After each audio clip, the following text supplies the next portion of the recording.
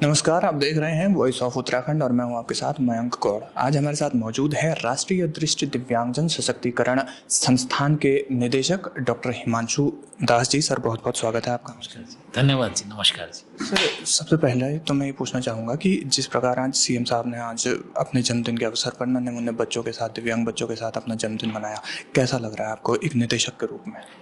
हमें बहुत अच्छा लगता है। हम तो चाहेंगे समाज का जितने भी नेता है, पॉपुलर लोग हैं, बड़े अधिकारी हैं, हम चाहेंगे हर कोई जो है हमारे साथ आके अपना सुख दुख बांटे।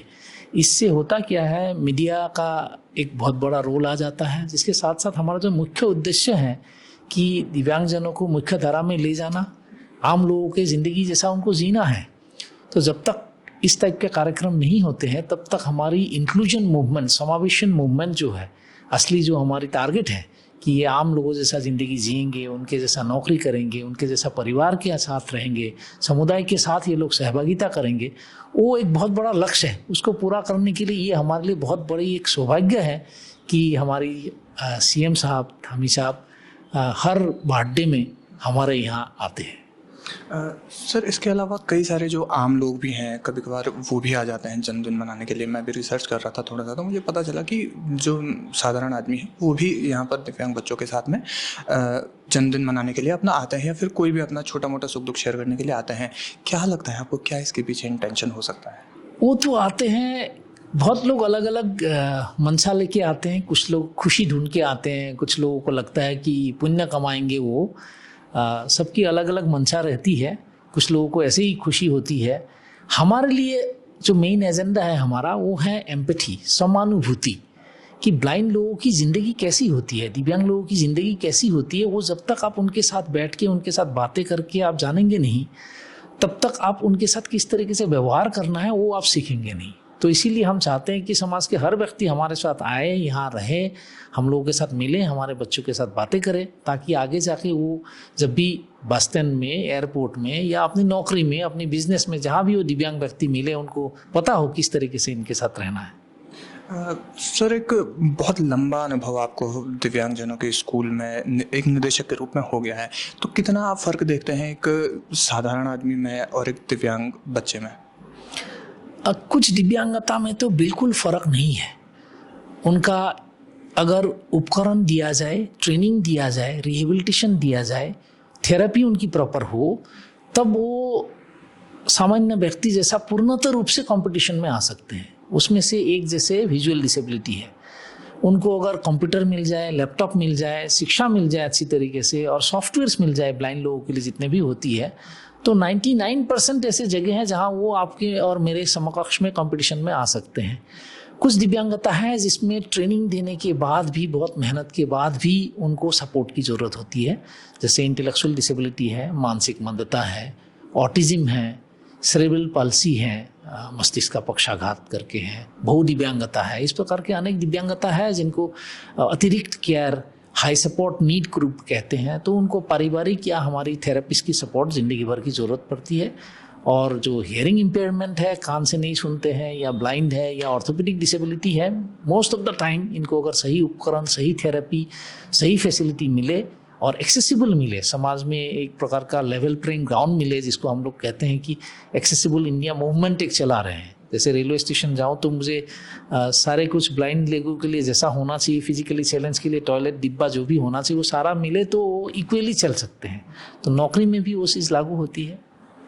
सर, हिंदुस्तान में ब्लाइंड बच्चों के लिए या ब्लाइंड लोगों के लिए अभी भी उतनी ज़्यादा फैसिलिटीज़ नहीं हैं जितनी अदर कंट्रीज़ के हम कंपैरिजन में करते हैं, खासकर एक विकसित और एक विकासशील देश की अगर हम बात करें तो आप इस चीज़ को किस नज़र से देखते हैं कि हिंदुस्तान में कब तक या फिर कहाँ तक ये अभी चैलेंजेस हैं? बेसिकली जो टारगेट यही है कि समावेशित शिक्षा, देश के जितने भी स्कूल जिस भी कोने में है, वो सारे स्कूल सारे दिव्यांगता को इंक्लूडिंग ब्लाइंडनेस सर्विस देने की सक्षम बने। इसके तहत हमारे समग्र शिक्षा अभियान करके एक प्रोजेक्ट चलता है। हाल ही में सुप्रीम कोर्ट ने आदेश दिया है कि उन सभी स्कूलों में, सरकारी स्कूलों में दिव्यांग बच्चों के लिए प्रशिक्षित टीचर, शिक्षक लगाए जाए, नियुक्त किया जाए। तो जैसे जैसे नियुक्ति होते जाएगी, हम ये उम्मीद में है कि ऐसे ऐसे हमारी गांव के, देहात के, शहर के हर स्कूल जो है समावेशित शिक्षा करने के लायक होगा। उन प्रिंसिपलों की अतिरिक्त ट्रेनिंग या साधारण शिक्षकों की जो ट्रेनिंग होगा उसमें हम लोग सहभागिता निभाएंगे। ठीक उसी तरीके से हायर एजुकेशन, यूजीसी ने एक्सेसिबल गाइडलाइंस जारी किए हैं।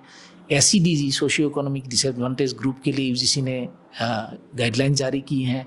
तो हायर एजुकेशन, टेक्निकल एजुकेशन में भी हम चाहेंगे कि जो रिजर्वेशन है हमारी, 5% रिजर्वेशन है एजुकेशन में, जॉब में 4% रिजर्वेशन है, तो ये सब अगर फैसिलिटी मिलने लगेंगे तो डेफिनेटली आगे बढ़ेंगे। टेक्नोलॉजी का अभी हाल ही में पिछले कुछ सालों में टेक्नोलॉजी ने बहुत मदद किया, इंफॉर्मेशन कम्युनिकेशन डिवाइस ने बहुत मदद किया, इंटरनेट एंड डिफरेंट सॉफ्टवेयर्स ने मदद किया। काम तो चल रही है, गति अगर आप देखेंगे पिछले 4-5-6 सालों में गति काफ़ी अच्छी रही है। आगे उम्मीद है अगर यही गति रहेगी तो state governments and central government दोनों की सहभागिता में दिव्यांगजनों की अच्छे होने लगेंगे। बिकॉज हमारे पास अभी state level project composite regional centre करके वो सारे स्टेट में बनाए गए हैं या बनाए जा रहे हैं। District level, district disability rehabilitation centre, DDRC एक प्रोजेक्ट है जो कलेक्टर की दिशा निर्देश में चलेगा। हर एक डिस्ट्रिक्ट में उसको बनाने की प्रक्रिया चल रही है।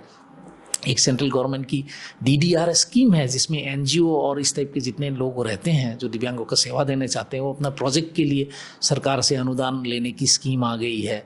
उपकरण वितरण, किसी भी प्रकार के दिव्यांगों को जो भी उपकरण चाहिए, व्हीलचेयर, ट्राइसाइकिल से लेके एजुकेशनल किट से लेके, वो उसका बहुत मैसिव फंडिंग है सेंट्रल गवर्नमेंट की तरफ से। कोई भी दिव्यांग आज की डेट में उपकरण से वंचित नहीं है।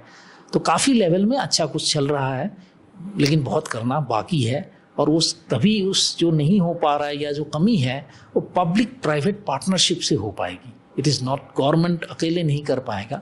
NGO की सहभागिता, कॉरपोरेट की सहभागिता, डिफरेंट कंपनीज की सहभागिता, पब्लिक सेक्टर अंडरटेकिंग की सहभागिता और हर एक जन का, जैसे आप लोग हो, मेरे लिए आप बहुत बड़ा एक हथियार हो जिसको हम कहते हैं इंडिविजुअल सोशल रिस्पॉन्सिबिलिटी। हम बात करते रहते हैं CSR, कॉरपोरेट सोशल रिस्पॉन्सिबिलिटी।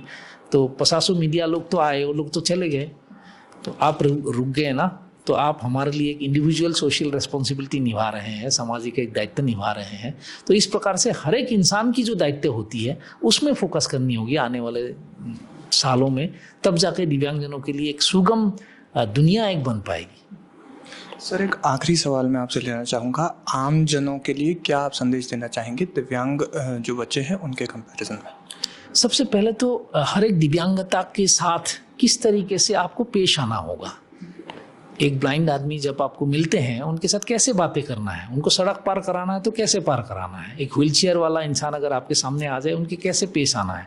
आपकी पड़ोस में अगर एक इंटेलेक्चुअली चैलेंज, मानसिक मंद या ऑटिज्म या कोई प्रकार के दिव्यांग बच्चा आ जाए उसके साथ किस प्रकार से पेश आना है। तो बेसिक जानकारी ही हमारा नहीं है। दूसरा, समाज का बहुत बड़ा दायित्व होती है अर्ली आइडेंटिफिकेशन। कितना जल्दी से जल्दी हम किसी बच्चे में कोई अगर दिव्यांगता आई है या आने वाली है उसका शुरुआत करने में आम जनता कितना जल्दी मदद कर सके। तो ये दोनों प्रमुख दायित्व होती है सभी इंसानों की कि हम दिव्यांगजनों के साथ किस तरीके से व्यवहार करना है। एक सकारात्मक हम एटीट्यूड समाज में आए कि उनकी काबिलियत को समझे। आपको मैं इंस्टीट्यूट में दिखा सकता हूँ, हमारे यहाँ टीचर भी लगे हुए हैं, प्रिंसिपल भी लगे हुए हैं, ब्लाइंड वर्कर्स भी ब्लाइंड लगे हुए हैं। तो आम जनता के पास अगर हम नौकरी के लिए इनको भेज देते हो तो सीधा भगा देते हैं कि ब्लाइंड आदमी कैसे काम करेगा। हमारे संस्था में आके देखिए 500 ब्लाइंड तो हमसे भी बेहतर काम कर रहे हैं। तो इस तरीके से सारी दिव्यांगता के साथ लागू है। तो आम समाज को हमारे साथ जुड़ना होगा। हम तो जोड़ने की कोशिश करते ही करते हैं, लेकिन आम समाज, हर एक व्यक्ति जो सरकारी तंत्र में है उससे मतलब नहीं है, जो NGO में है वो तो है ही है, लेकिन आम जनते में जो भी स्कूल की बच्चा जब स्कूल में जाता है उसको स्कूल के पाठ्यक्रम में शामिल हो। दिव्यांगता क्या चीज़ें होती है, दिव्यांगता के साथ किस तरीके से रहना होगा, तभी जाके उस स्कूल के बच्चे को ट्रेनिंग होगा। तब जाके मैं एक दिव्यांग बच्चों को उसके साथ जब पढ़ाऊँगा तो सहपाठी के मदद से वो बच्चा आगे बढ़ पाएगा। तो बहुत बड़ी दायित्व है समाज की, किस तरीके से दिव्यांगता को अपनाएं वो, और एक इक्वल अपॉर्चुनिटी, एक समान उनको मौका दे जिससे वो आगे ज़िंदगी में बढ़ पाएँ। तो ये थी NIBH के निदेशक डॉक्टर हिमांशु दास जी के साथ हमारी खास मुलाकात। उन्होंने बताया कि किस तरीके से एक दिव्यांग बच्चे में भी विल पावर बहुत ज़्यादा स्ट्रांग होती है, साथ में टेक्नोलॉजी ने एक बहुत बड़ा जो है योगदान इन बच्चों के लिए दिया है। तमाम ऐसी बड़ी अपडेट्स के लिए आप बने रहिए हमारे साथ, देखते रहिए वॉइस ऑफ उत्तराखंड। धन्यवाद।